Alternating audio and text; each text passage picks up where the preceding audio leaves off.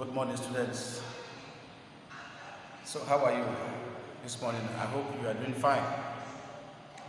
Okay, today we are going straight to the Nazi regime. The Nazi regime.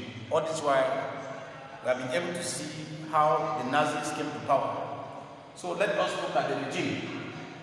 How effective did the Nazis control Germany? How effective did they control Germany between 1933 and 1945? We shall see how they were able to control Germany. You see, it is very difficult to assess, fully the nature and the strength of the Nazi opposition or the opposition to the Nazi government. We can only assess the strength because most of the things were done in the secret. They were done in the secret, a lot of secrecy, because you are sure if it's done in the open, you'll be silenced.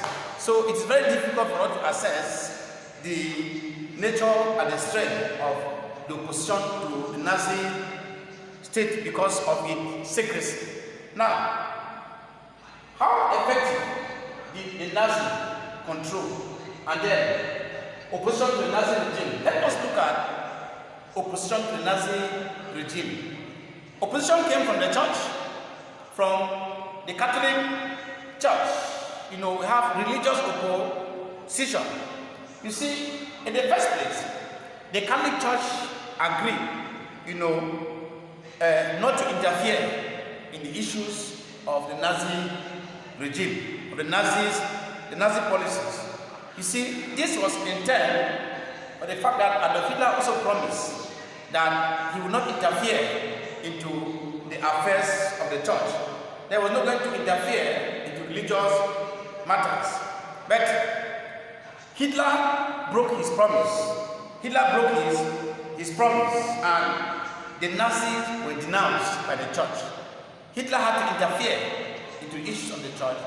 So the Nazis, the church had to become very critical of the Nazi regime, become very, very critical, and they called Hitler anti-Christian. Hitler was called an anti-Christian because of his too much interference in church affairs. And the Pope finally described Hitler as anti-Christians. You see, many churches in Germany spoke against the Nazi government. They spoke against the Nazi, including Pastor Niemöller. Pastor Niemöller spoke against the Nazi regime. And because of that, what happened? The Nazis created a Nazi church. Which most often than not, preach issues concerning the Nazi doctrine. So this pastor created a church, a church that spoke against the ideals and the values of the Nazi regime.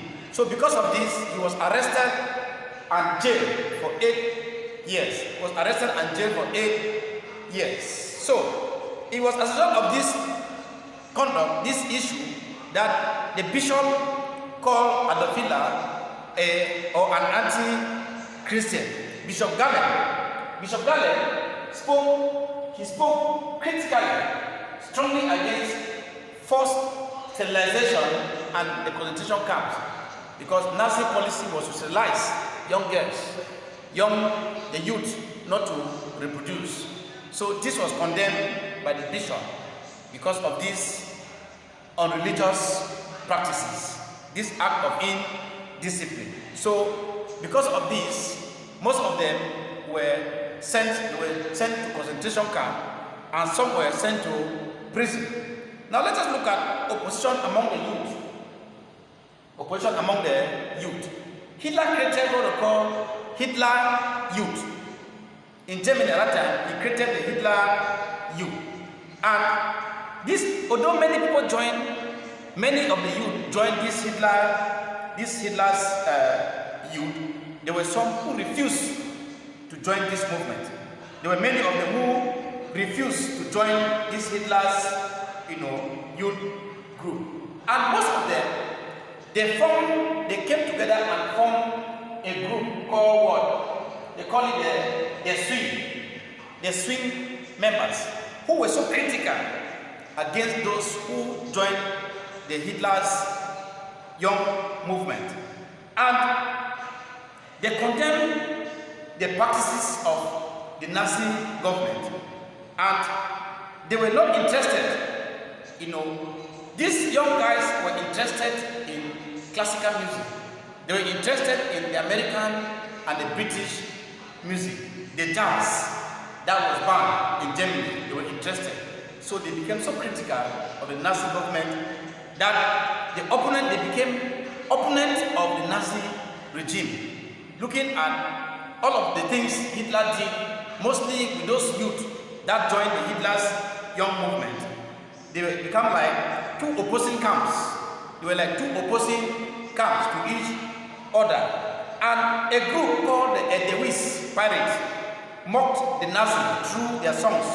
The songs they sang, they attacked members of Hitler's youth, distributed, broadsheets and propaganda and graffitis everywhere in town. Things were drawn that preached against the Hitler's regime. And as a result of this, many of them were caught and they were killed. And there was an outbreak of violence between this group and the Nazi officers. And in the course of this, an officer was killed. An officer of the Gestapo, he was killed. And 12 pirate members were publicly hanged. They were publicly hanged or executed. And there was also the White Rose group. The White Rose group was a group formed by these young Germans who refused to join the Hitler's young movement.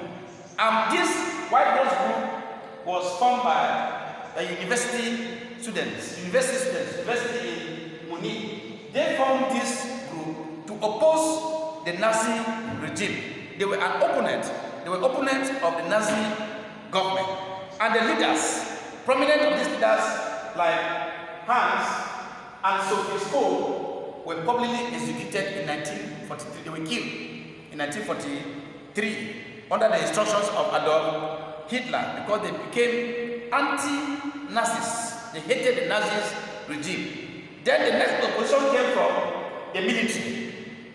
Opposition came from the military, whereby a group of senior army officers, planned to kill or to assassinate Adolf Hitler in July. This was called the July bomb plot. The July bomb plot, which failed, and because of its failure, 5,000 army officers were killed. They were executed. And we also have political opposition. Politically, the enabling law that had given Hitler so much powers. He banned all political parties. Many socialists and communists fled the country, and some of them were killed. Now, how effectively, the next subheading will be, how effectively did the Nazis deal with their oppositions? How did they deal with their oppositions? Now, they carried out what we call persuasions and indoctrination to persuade people to join the Nazis or to accept the Nazi parties. And then they carried out some doctrines, preaching to people to accept or to embrace Nazism. And for those who refused, they became opponents. They became opponents of the Nazi regime. And because of this opposition, Hitler formed a group for terrorists and a group of people who had decided to go against the Nazi government. So Hitler had to use force and terror. And in order to make sure that this opposition was put to an end, Hitler used what they call concentration camps. Concentration camps which were enforced by the SS. We talk of the SS, I told you, the stormtroopers, the SS, which was controlled by SS was controlled by Himmler. Himmler was the director in charge for the SS, Heinrich Himmler. Heinrich Himmler. He was, directly in charge of the SS. And the SS were given extensive powers. They were given extensive powers to arrest the opponents of the Nazi government, to detain these opponents without any charge, to interrogate the people, and to search and confiscate property. So which means that the SS under Himmler were given so much powers to carry out arrest and torture, interrogation and confiscation of property. And then there was equally the Gestapo. The Gestapo, they were under the supervision of the SS. They were under the supervision of the SS. You see, the Gestapo had sweeping powers. They were given large powers, to spy on Germans by tapping information, tapping telephone links, intercepting mails and telephone calls, which make it very difficult for people to call or to send messages talking against the Nazi views. That was the function of the Gestapos. They were there to intercept telephone calls and messages, making sure that any issue that had to talk against the interests of Nazi government, these guys, whosoever was caught, was killed. And they also created concentration camps.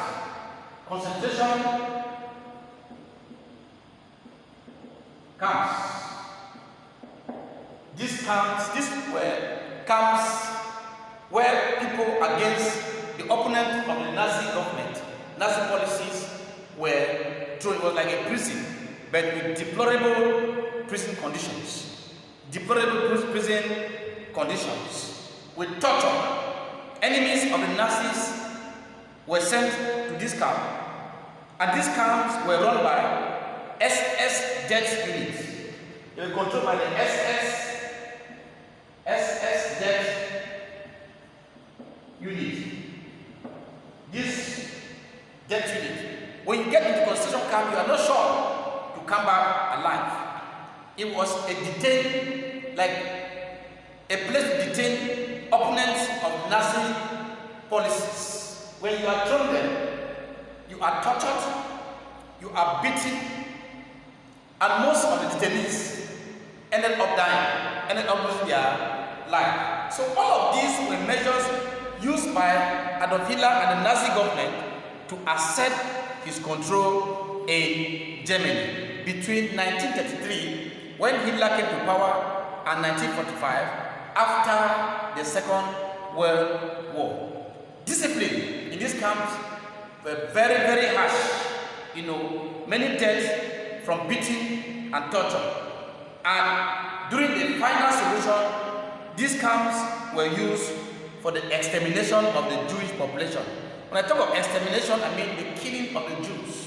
Most of the Jews were thrown in concentration camps where they were killed in their number. And those who had the opportunity escaped out of Germany. Then the courts and the judges. The judges had to take an oath. Before you were sworn in as a judge, you take an oath of loyalty to Hitler. You take an oath of loyalty to Hitler. All the Jewish judges and lawyers were sacked out of the Nazi government. They were sacked, and capital offenses were increased to make, you punish you. When you listen to foreign radio, you are punished. Foreign station, you are punished, and everything, no jokes no making of joke against the Nazi policy. Else, you are thrown to the concentration camps that were managed by the SS Death Unit. The SS Death Unit. Because when you get there, you are not sure of coming back. So these were some of the measures used by Hitler to consolidate his power. These were some of the measures used by Hitler to consolidate the Nazi regime, as you have seen. These are some of them. Religious opposition, opposition among the youth, opposition from the military, and opposition from other sort of opinion. These are some of the ways Hitler used to consolidate his powers. As we shall see in our next class, how far did he contain threat from his opposition? That is going to be our next lecture. And until we get to that point, today we have to end our lectures. But you should understand that these were some of the measures used, which were very brutal and very, very repressive. Making sure that nobody say anything against the Nazi policies. And mostly the functions of the SS and the Gestapo, they were such that nobody, you will not even know who is, a spy. You have a friend, but he's a spy. Whatsoever you say, you think you're discussing with a friend, but the next day, you see yourself being a target. The next day, you are arrested and thrown into the concentration camp. The next day, you are found dead somewhere around the corners because everybody became a spy to Nazi government. So nobody was sure of his life. Just stay quiet, and stay clear. If you are not with the Nazi government, then stay clear. Don't say anything against the policies of Nazism. Else, your name is dead. So Hitler used brutal and repressive measures to consolidate his power between 1933 to 1945, which I have just explained to you. So that is where we are going to end this lecture of today. And please, this is a continuation of Hitler's government. So we shall study Hitler's government from this period